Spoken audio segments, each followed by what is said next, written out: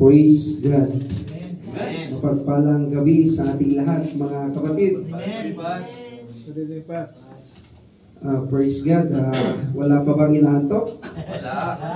Amen. Wala naantokin, ha? Okay. Praise the Lord. Ay, daw inaantok. Okay, so bago ang lahat, let us pray muna. May request to all of you to stand up. Praise the Lord. Panginoong Diyos, salamat po muli sa mga sandali ito. Salamat po sa mga awitin. Kay sarap magpuri sa iyo, aming Panginoong Diyos. At sa mga sandali ito, Panginoong Diyos, nadako po kami sa iyong mga banal na salita. Let your Holy Spirit move and act in this place. Guide us, lead us, rebuke us, correct us, Panginoong Diyos, sa iyong mga salita. At lahat ng ito, we pray in your Son Jesus. In Jesus' name we pray. Amen. Amen. Amen. Praise God. This week ay gabi ng Thursday natin, isa sa gawain ng Diyos. Kaya nandito tayo ngayon.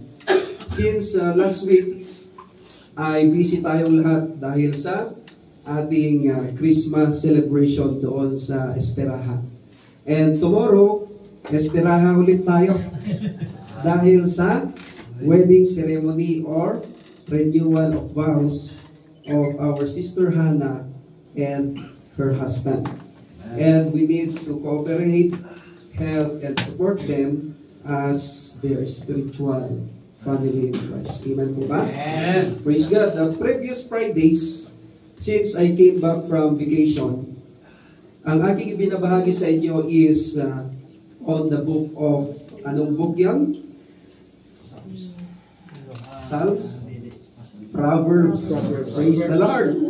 This evening, dito ulit tayo sa book of Proverbs o Kawikaan sa Tagalog. Before na ibahagi ko sa inyo what is Bible. At ang book of Proverbs ay kabilang sa anong division? Amen. Old Testament. Ano po? Kabilang sa mga aklat ng pula o mga aklat ng karunungan or wisdom literature, sabi ni Bro Jason, doon sa Old Testament. At naisulat ito sa Hebrew language. Inuulit ko, ang sumulat ng ating pinag-usapang scripture ngayon ay si King Solomon. At doon sa 1 Kings chapter 4, verses 29 to 31 and 34, ay pinagkalooban siya ng Diyos ng dakilang karunungan, di masukat na pangunawa, at kalawakan ng pag-isip. Kaya naging wise man o pantas siya sa lahat ng tao noong kanyang kapanahunan. Ngayon, kahit matalinong tao, mahal ng Diyos itong si Haring Solomon, at ginawang hari siya ng Diyos sa loob ng 40 years sa Israel, ay nagkasala pa rin si Haring Solomon. Bakit? Dahil sa pag-aasawa ng mga banyaga o dayuhan. In short, hindi nila kalahi ang mga ito. Tignan natin in Nehemiah chapter 13 verse 26 or Nehemiah sa Ingles. Sabi dito, hindi ba iyan ang sanhi ng pagkakasala ni Solomon? Sinabi ko sa kanila, walang sinumang hari saan mang bansa na tulad niya. Mahal siya ng Diyos at ginawang hari sa buong Israel. Subalit, nagkasala siya dahil sa mga babaeng banyaga. Kaya ipinagbabawal na mag-asawa itong mga Hudyo nang hindi nila kalahi. Dahil para hindi sila makisama o makiayon sa pagsamba ng mga Diyos-Diyosan ng ibang mga bansa. Kaya itong si Haring Solomon ay nagkaroon ng pagbagsak dahil nakiayon siya sa kanyang mga asawang mga dayuhan o foreigner. Na-inlove kasi itong si Haring Solomon eh. Ayon sa 1 Kings chapter 11 verse 12, mahal niya silang lahat. Grabing magmahal itong si Solomon, ano po? Mapagmahal, ano? Hindi lang dalawang puso niya, ano? Kahit alam niyang mali ang makipag-asawa sa mga foreigner, ay ginawa pa rin ni Haring Solomon. Baka may katulad ni Haring Solomon dito, mga kapatid.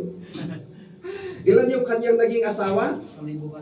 Sabi dito, and he had 700 wives. Princesses. Mga prinsesa, no? And 300 concubines. Grabe, 1,000. And his wives turned away his heart. For it came to pass when Solomon was old that his wives turned away his heart after other gods. And his heart was not perfect with the Lord his God, as was the heart of David his father.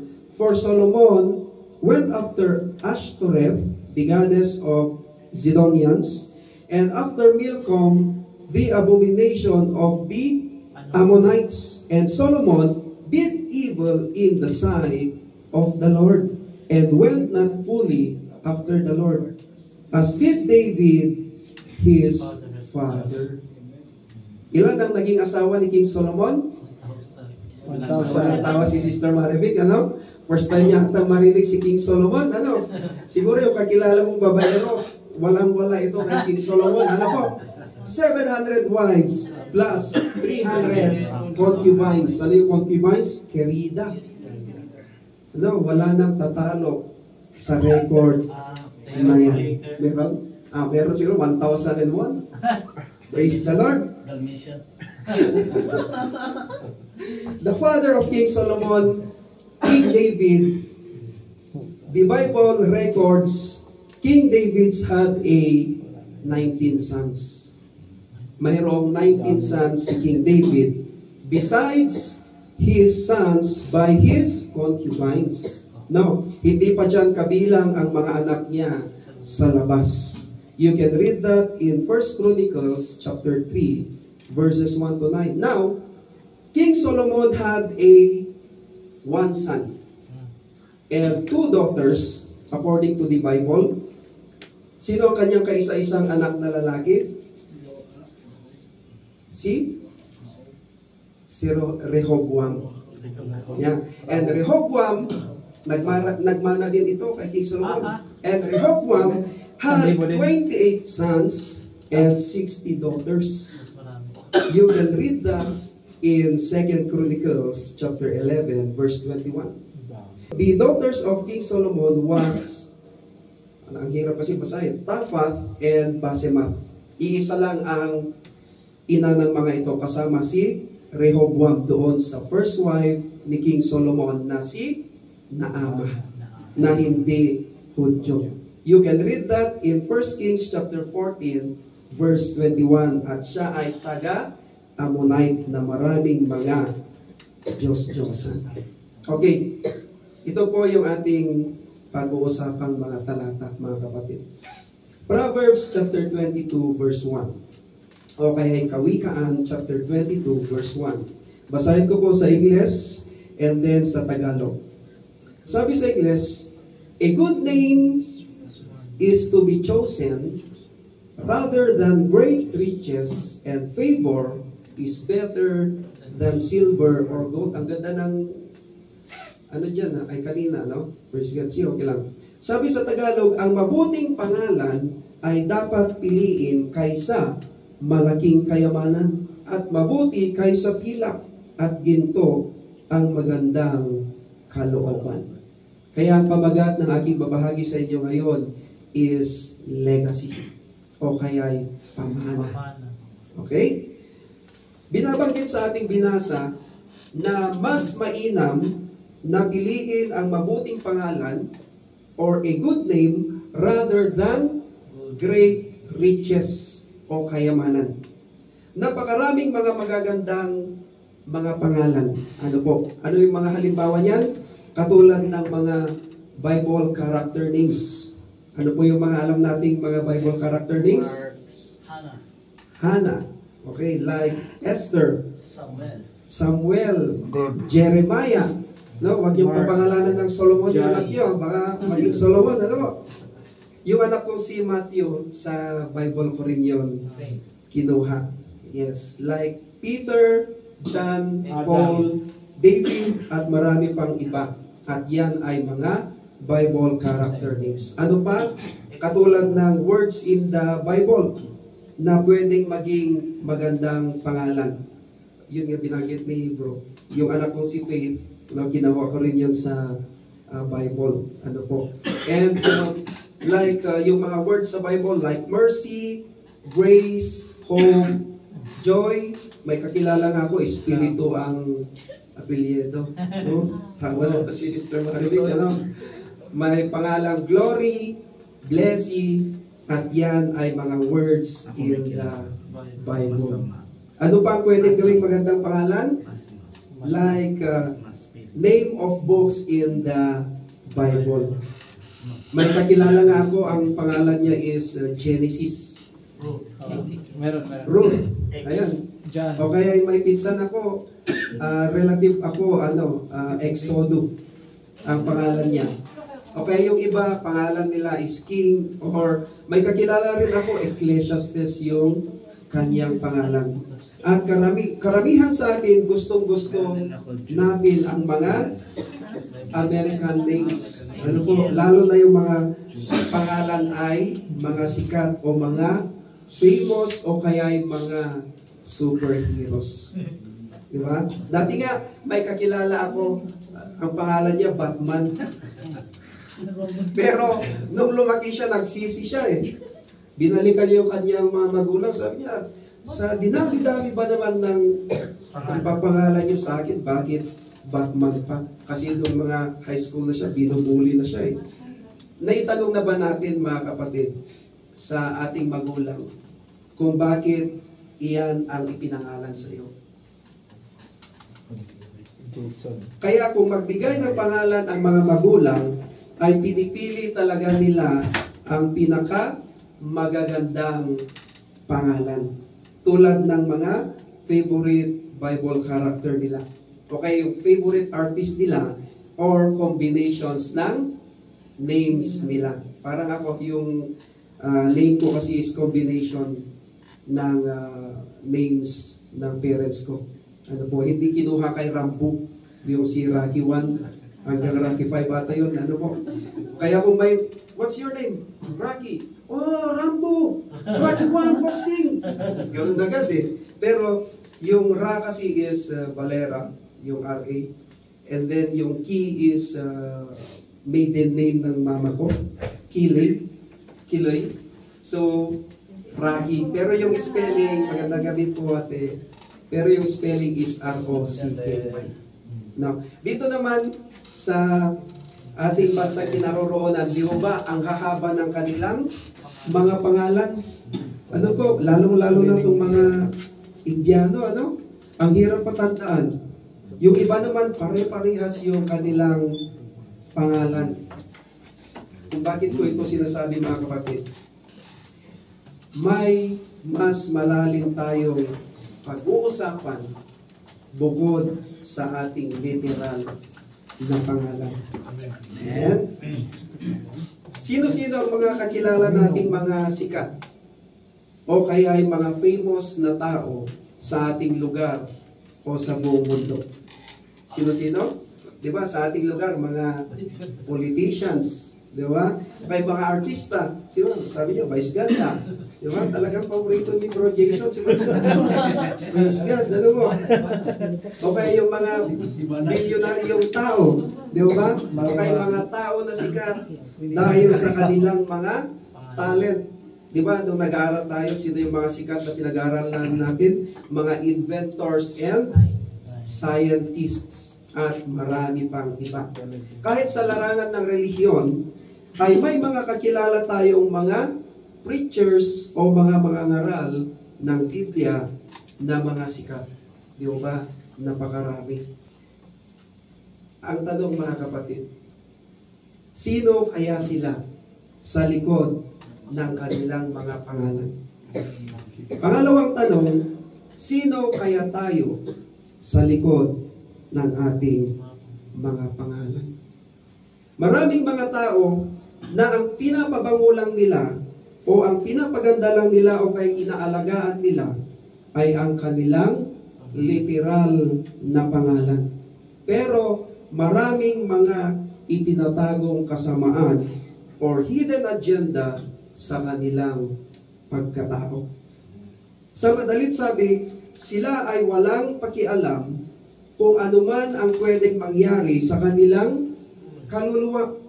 Basta ang gusto lang nila ay yumaman at sumikat ang kanilang pangalan o kaya'y magkapangalan lamang sa buong mundo o sa kanilang lugar. Kahit sa simbahan, may mga tao na ang pinapaganda lang nila ay ang kanilang panlabas na anyo o kay panlabas na pangalan. Gusto nila sila lang ang sikat. Ito ang mga tao self-centered, hindi mga Christ-centered. Gusto nila sila lang ang magagaling. Sila ang pinapansin o sila ang pinagpapala. Pero sa kanilang puso ay punong-puno ng inggit, kasakiman, kalaswaan, kayabangan, at kapag wala na sa loob ng simbahan, ay balik sa dati. O kaya'y pagdating sa bahay, sinisigawan na yung mga magulang o kaya'y mga kapamilya. Praise God. Okay, what is pamana o legacy? In dictionary, sabi doon, an amount of money or property left to someone in a will. Ito ay sa pamamagitan ng pera o ari-arian na iiwan ng isang tao doon sa kanyang kapamilya o isang tao na may testamento o kasulatan. Hindi yan sa pilitan na pamana nga eh. Ano po? Kaya kung inagaw mo ang isang property, yan ay hindi pamana. Ano po? Hindi lahat ng tao ay mayroong maraming pera and property or properties. Now, ano kaya ang pinakamagandang pwede mong iwan o ipamana sa iyong mga mahal sa buhay bukod sa pera at ari-arian? Word of God.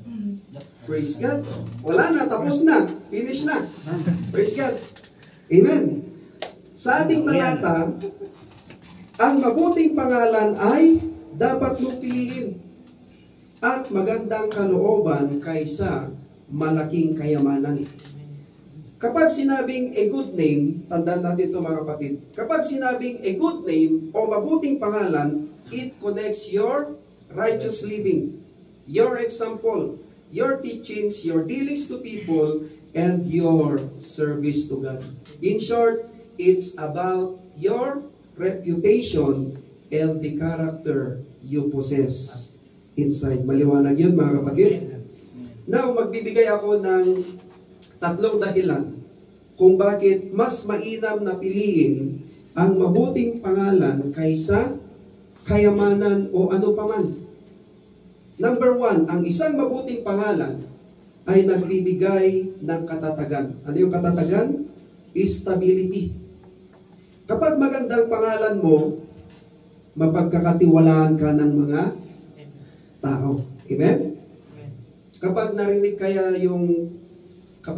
kaya nila yung pangalan mo, ano kaya ang maiisip nila? Mapagkakatiwalaan o hindi? Ang tiwala na iyon ay isang katatagan sa iyong relasyon sa ibang tao. Di ba? Kapag mapagkakatiwalaan ka, ay matibay yung relasyon nila sa iyo. Kasi andun yung tiwala o trust. Bakit? Alam nila kung ano ang aasahan mula sa iyo at kahit pa sa mga desisyon na gagawin mo ay may lubos na pagtitiwala sa iyo. Dahil naniniwala silang gagawin mo ang mga ito ng may malinis at talisay na motibo or pure motives. Tignan mo nga yung katabi mo, mapagkakatiwalaan ba yan? Praise God! Praise the Lord! Mapagkakatiwalaan ba? Ito ang problema mga kapatid. kapag nadungisan ang mabuting pangalan, ay nahihirapang bumuo ng tiwala kahit sa ating mga kaibigan at relasyon sa tao. Tama? Amen. Kasi sinira mo na yung tiwala nila sa iyo. At dahil dyan, ay laging may katanungan or question mark sa iyong mga motibo dahil walang katatagan or no stability at walang tiwala na sa iyo. Dahil ang mabuting pangalan, ano ulit yon? Ay nagbibigay ng katatagan sa relasyon. Kaya kung may tiwala sa atin ang isang tao, anong dapat natin gawin? Ingatan. No? O kaya pinagkakatiwalaan tayo, ingatan. Huwag nating sisirain yon. Amen? Okay, pangalawa, na dahilan kung bakit mas mainam na piliin ang mabuting pangalan kaysa kayamanan o ano paman. Pangalawa, ang isang mabuting pangalan ay walang hanggan, or a good name is eternal. Ulit ko, ang isang mabuting pangalan ay walang hanggan. A good name is eternal. Tandaan, ang kayamanan ay pansamantala. Tama? Temporary. At wala tayong madadala sa langit ni isang kusing. May nakita nga ako sa isang burol, nilalagyan ng pera, damit, alak, kasi magiginom yung tao, doon sa kabaong ng namatay para daw may gagamitin siya doon sa kanyang pupuntahan o kaya sa kabilang buhay. May iba pa nakita ko, pati motor. Oo, nilagay ako sinama. Kasama sa living. Ha? Yan ay mga maling paniniwala and unbiblical. No, hindi sinusuportahan ng Biblia. Madali kang kalimutan ng mga tao kung namuhay ka dito sa mundo ng masasamang paraan. At kung maalala ka man nila, expected. Ano yung maalala nila? Negative. Negative. Ano po? Hindi magaganda o kaya hindi mabubuting ang maiisip nila tungkol sa iyo. Kaya habang nabubuhay pa tayo dito sa lupa, ay maiging piliin ang mabuting pangalan sa pamamagitan ng pagsunod sa ating Panginoong Hesukristo. Dahil sa langit ay isinusulat sa aklat ng buhay ang mga pangalan ng mga makakapasok doon. Revelation chapter 21 verse 27. It says, "Nothing impure will ever enter it, nor will anyone who does what is shameful or deceitful, but only those whose names are written in the Lamb's book of life." And we can read also in Revelation chapter 20 verse 15. It says, "Anyone whose name was not found written in the book of life was thrown into the lake or hell or lake of fire." Kaya dito pa lang sa lupa, mga kapatid, ay mas mainam na piliin ang mabuting pangalan sa pamamagitan ng pagsunod sa salita o mga halimbawa ng Panginoong Hesukristo. Dahil kung hindi nakasulat ang pangalan mo sa Book of Life, anong sabi sa ating binasa? May itatapon sa impyerno. At yan ay katotohanan. Hindi biro-biro, mga kapatid. Kaya kung hindi ka seryoso sa paglilingkod mo, ay isipin mo ang sinasabi ng Word of God. Pangatlo, na dahilan kung bakit mas mainam na piliin ang mabuting pangalan kaysa kayamanan o anuman. Pangatlo, ang isang mabuting pangalan ay nagdudulot ng magandang pabor. A good name brings good favors. Mamahalin ka ng iyong pamilya. Mga anak, hindi ka lang mamahalin, tutularan ka pa. Kaya maging mabuting halimbawa sa kanila. Amen? Dahil mayroon kang mabuting pangalan. Ano nga ulit ang sinasabi? Pag sinabing good name, a good name, it connects your righteous living, your example, your teachings, your dealings to people, and your service to God. In short, it's about your reputation and the character you possess inside. Mahal ka ng mga tao batay sa iyong character o pag-uugali. Kung mahal ka ng mga tao batay sa sa kung anong mayroon ka, ay peking tao yun. Ano po, sa buhay natin. Amen. They will appreciate your kindness and your helpfulness. Pinapahalagahan nila ang iyong kabaitan at pagiging matulungin mo. At handa ka nilang ipaglaban kung may mga gagawa sa iyo ng hindi maganda, at handa ka rin naman nilang tulungan kapag nangailangan ka kasi mayroon kang mabuting pangalan sa kanila. Amen? At itong good favors na ito, mga kapatid, ay hindi lamang sa tao, kundi pati sa Diyos. Dahil masunurin ka sa Kanya, at dahil dyan, pagpapalain ka naman niya. Amen? Kaya kung anong mga pagpapala na mayroon ka ngayon, yan ay mga pabor sa iyo ng Diyos. Amen? Amen. Sabi nga ng salita ng Diyos in Luke chapter 16 verse 10, ang mapagkakatiwalaan sa maliit na bagay ay mapagkakatiwalaan din sa malaking bagay. Kabaliktaran nito, ang mandaraya sa maliit na bagay ay mandaraya rin sa malaking bagay. Tandaan natin, mga kapatid, ang kayamanan ay hindi masama at walang mali sa pagkakaroon ng mga ito. Basta marunong kang mag-manage nito at hindi kayamanan ang magkokontrol sa'yo. Hindi pera ang magkokontrol sa'yo. Ngunit ang isang mabuting pangalan, a good name, ay mas mahusay kaysa sa kayamanan sa buong mundo. Ang isang mabuting pangalan ay nagbibigay ng higit na halaga sa kasalukuyan at hinaharap. A good name provides more value now, or itong now na ito, in the present and in the future. Gaya ng napag-aralan natin kanina, a good name provides stability in the relationship, and good name is eternal.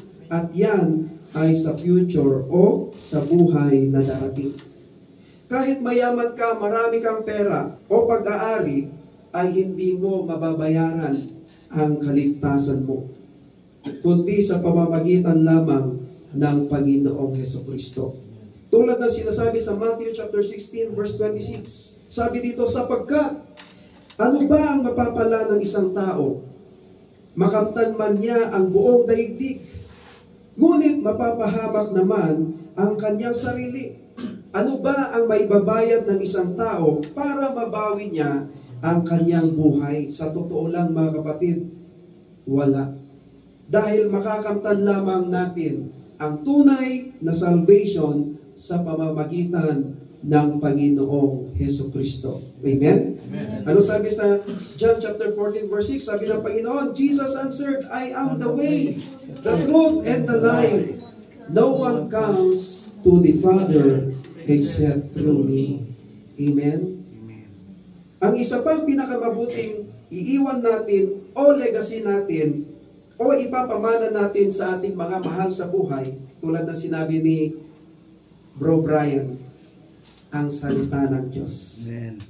The Word of God, dahil andyan ang kaligtasan at kung paano mamuhay ng matuwid. Proverbs chapter 22 verse 6, paborito ito ni Kuya Jerry.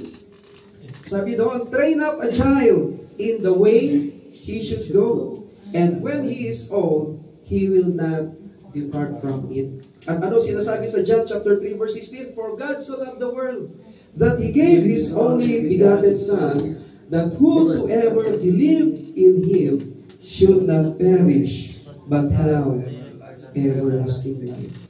Praise God. Tandaan natin, mga kapatid, wala tayong maitatago sa Diyos. Wala tayong maitatago sa Diyos. Amen? At ang lahat ay hayag at lantad sa Kanyang paningin.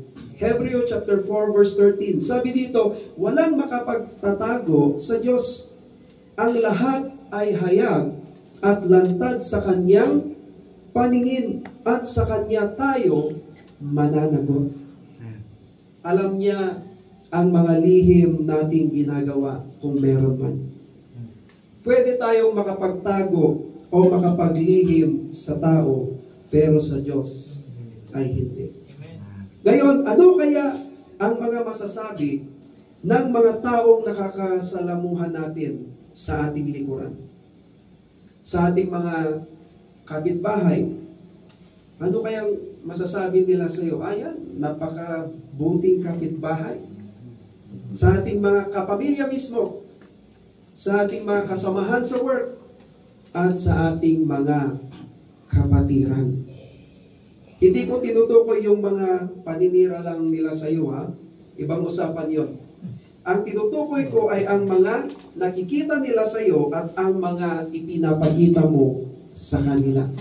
Dahil isa sa mga nakakakilala sa iyo ay yun yung mga taong nakakakita o kaya'y nakakakilala sa iyo. Di ba? Lalo na kapag araw-araw mo silang nakakasama. Praise God. Doon nga sa isang church sa Damam, gitarista siya doon sa kabilang church sa Damam, kakilala ko. Kasama ko rin siya dati sa mga sa mga concert o kaya yung concert for a cause. Pag may tutulungan, nagko-concert kami, mga mura lang yung ticket para maibigay doon sa tao dito sa Damam. Then meron akong naging friend sa Facebook na kasama niya sa work.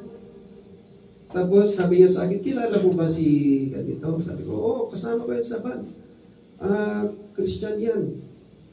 Sabi ba naman niya sa akin, ang yabang-yabang yan. Yung mga taong nakakasalamuhan, nakikilala natin araw-araw, ay kilala din nila tayo. Darating ang araw na tayo naman ang mawawala sa mundong ito. Darating ang araw, tayo naman ang nasa loob ng isang kabaong. Ano kaya ang pinakamagandang iniwan mo sa iyong mga mahal sa buhay? Bukod sa property at pera. No, madalas kasi yun ang iniiwang pamana eh. Kaya ang nangyayari tuloy, pinag-aawayan pa. Nagdedemandahan o kaya nagpapatayan yung mga magkakamag-anak dahil sa pera and properties. Ano kayang sasabihin ng mga tao sa lamay mo? Either mabuti o masama. Depende sa pamumuhay mo dito sa lupa. Praise God. Di ba? Ang ginagawa natin dito, naglilingkod tayo sa Diyos. Pag-uwi kaya natin sa Pilipinas, ano kaya yung masasabi nila sa iyo? O kaya ano kaya yung masasabi ng mga taong nakakasalumuha mo? Kaya habang tayo ay nabubuhay, mga kapatid, ay ibahagi natin ang salita ng Diyos. At hindi lang ibahagi, kundi ipabuhay o isabuhay. Pangalagaan natin ang ating pagkatao. Amen? Dahil kung tayo man ay darating na sa punto ng ating huling buhay, ay hindi na natin magagawa o maibabalik pa ang mga wala na. Praise God. Sa ating pagtatapos, mga kapatid. Maaga pa? Praise God. Sa ating pagtatapos. Hindi na, nakangiti si Sister Marit. Yan, hindi na. Ayun, nakangiti ulit. Ano ko? Sa ating pagtatapos, mga kapatid, sino ka kaya sa harapan ng Diyos? Sa likod ng iyong literal na pangalan. Amen. Sino kaya si Brother Jason sa harapan ng Diyos? Sino kaya si Brother Mervin sa harapan ng Diyos? Sino kaya si Brother RJ sa harapan ng Diyos? Sa likod ng iyong pangalan. Lagi nating pakatandaan sa ating pinag-aaralan na ang tanging napakabuting pamanang maiiwan natin o legacy natin sa ating mga mahal sa buhay ay ang mabuting pangalan, mabuting kalooban, at ang salita ng Diyos. Amen? Kaya umpisahan na nating ayusin ang ating pagkatao. Ano man ang ating ginagawa dito sa mundo, ay darating ang panahon ng paghukom. Dapat matakot tayo dyan, mga kapatid. Darating ang judgment day sa bawat isa kung ano ang ginawa natin dito sa lupa. Anong sinasabi sa Hebrews chapter 9 verse 27? It says, "And as it is appointed unto men once to die." Minsan lang mamatay, mga kapatid. But after this, the judgment, ang paghuhukom. Kaya mas maganda ang nakay Kristo kasi rewards ang nag-aantay para sa atin. Amen? Amen. Kahit hindi tayo sikat sa buong mundo, basta ang mahalaga, sikat tayo sa harapan ng Diyos. Ano man ang pangalan mo. Kahit hindi mo gusto ang pangalan mo. Sabi nga ng isang preacher, what is the use of being famous on earth when heaven doesn't know your name? Dapat ang ating pagandahin, ang ating alagaan, ay ang ating pagkatao. At hindi ang ating literal na pangalan lamang. Amen? Amen. Kaya kahit kudas ang pangalan mo, kung mapagkakatiwalaan ka naman at mabuti kang tao, okay lang. Amen. Di ba? Kaysa Jesus ang pangalan. Jesus ang pangalan, magiginom naman. Totoo yan. Di ba? Si Jesus, lasing na naman. Ako lasing na. Matawarin ako. Iba yun, di ba? Di ba? Mga kapatid, Nag-amok pa. question sa bawat isa. Sino kaya tayo sa likod ng ating mga pangalan sa harapan ng Diyos? Amen? Nais ko pong magsintay tayo lahat. Tayo muna ay madalangin. Isasara ko po sa konting panalangin lang, mga kapatid. Panginoon Diyos, salamat po muli sa mga sandaling ito. Salamat sa iyong mga salita na niremind mo na naman kami, Panginoong Diyos, na dapat naming ingatan, pagandahin, alagaan ay ang aming pagkatao. Hindi lamang ang aming literal o panlabas na pangalan.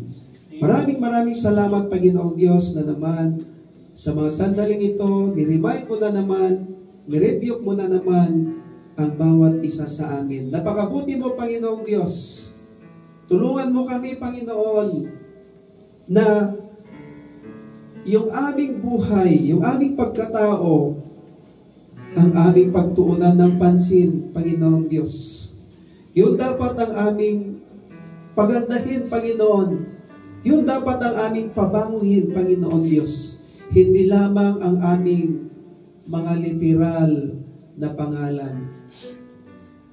So that, if you will return again, Panginoon, masumpungan mo po kami. Ano man ang pangalan namin na panlabas, makita mo ang aming pagkatao, Panginoong Diyos, na ito'y nasa iyo. Salamat, Panginoon, sa iyong mga salita, Panginoong Diyos. Tulungan mo po kami, Panginoon, na iwasan namin maging hipokrito. Iwasan namin maging mapagkunwari, Panginoong Diyos, sa aming paglilingkod sa iyo, sa aming kapwa, Panginoon. Tulungan mo po kami, Panginoong Diyos, na magkaroon ng dalisay, malinis na motibo, Panginoong Diyos, sa aming mga ginagawa, sa aming kapwa-tao, Panginoon, lalong-lalo na sa aming mga kapatiran, Panginoong Diyos. Tulungan mo po ang bawat isa sa amin.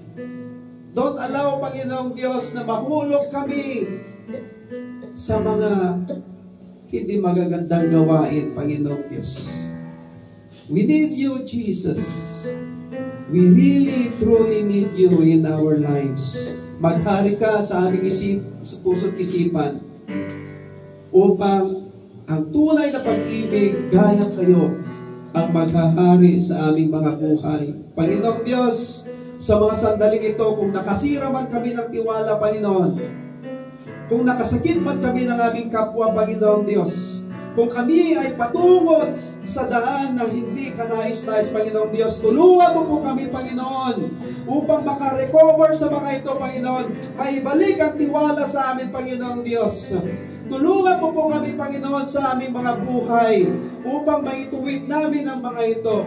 Wala kaming magagawa kung wala ang iyong kapangyarihan, Panginoong Diyos. Ito lang ang aming samot dalangin sa mga sandaling ito. Help us. Lead us, Panginoong Diyos, na maituwid ang aming mga pagkakamali habang may pagkakataon pa. At maging pure kami, maging totoo kami sa aming motibo, sa aming kapwa, sa aming mga kapatiran, lalong-lalo na sa paglilingkod namin sa iyo, Panginoong Diyos. Maraming salamat, Panginoon. Napakabuti mo. Palagi mo kaming pinapaalalahanan, pinagsasabihan, Panginoong Diyos. Help us, Panginoon, na matanggap namin ang iyong mga salita ng positibo, Panginoong Diyos, upang kami po ay lumago sa aming pananampalataya. Panginoon Diyos, sa mga sandaling ito, we pray sa aming mga kapatiran na kung sino man yung nahuhulog, Panginoon Diyos, yung may mga hidden agenda, Panginoon Diyos. We pray for them because we love them, Panginoon Diyos. Help them, Panginoon. Help us, Panginoon Diyos. Help us. Give us the power. Give us the love na gaya sa iyo, Panginoon Diyos, to overcome these trials, these circumstances in our lives. Muli, Panginoon Diyos, maraming salamat sa iyong kabutihan, sa iyong mga anak. At sa mga sandaling ito, Panginoon, continue, Panginoon, na mangusap sa amin habang kami ay naglilingkod sa iyo, Panginoon Diyos. Lahat ng ito, we pray on your Son, Jesus. Amen and amen. Palakpakan po natin ang ating Panginoon. Lagi pong ibinabalik sa ating gwapong-gwapo na presider.